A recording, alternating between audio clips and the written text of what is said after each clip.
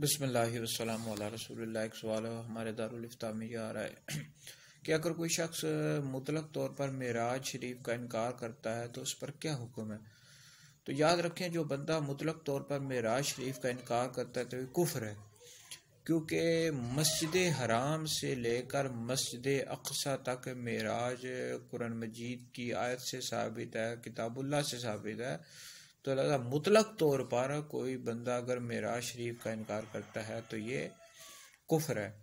ہاں، البتہ یہ یاد رکھیں کہ اگر کوئی صرف کہتا ہے کہ نبی پاک علیہ الصلوۃ والسلام کو معراج جسمانی طور پر نہیں ہوئی، روحانی طور پر ہوئی ہے، تو وہ خطا پر ہے۔ لیکن بہرحال اہل سنت و جماعت کا یہ عقیدہ ہے اور جمہور کا یہی عقیدہ ہے کہ نبی پاک علیہ الصلوۃ والسلام کو معراج جسمانی طور پر ہوئی اور حالت بیداری میں ہوئی ہے۔